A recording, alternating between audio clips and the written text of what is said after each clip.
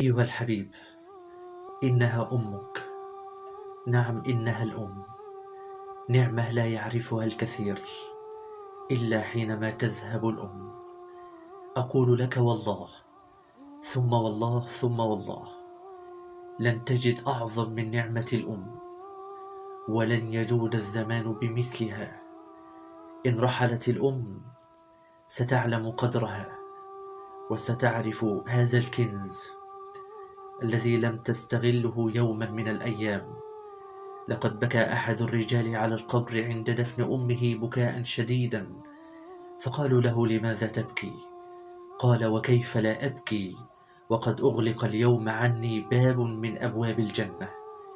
إي والله، أقول لك يا من كنت عاقا بوالديك، فليعمل العاق ما شاء أن يعمل، فلن يدخل الجنة. إي والله، جاء رجل إلى المصطفى صلى الله عليه وسلم وقال له: يا رسول الله، من أحب الناس بحسن صحابتي؟ فقال له: أمك. قال: ثم أي؟ قال له: أمك. قال: ثم أي؟ قال له: أمك. قال: ثم أي؟ قال له: أبوك.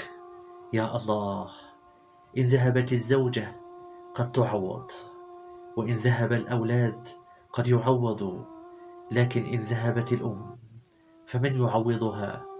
والله مهما حصلت من هذه الدنيا، ومهما كنت سعيدا في هذه الدنيا، فلن يعوضك أحد، ولن يعوضك أي شيء عن أمك.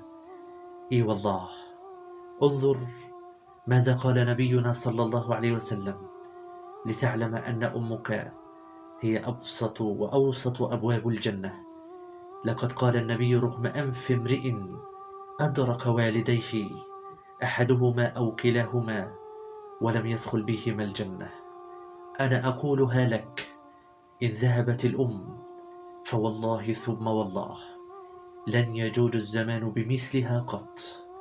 أما هذه رسالة إلى من رحلت، وإلى من تركت هذه الدنيا بأسرها.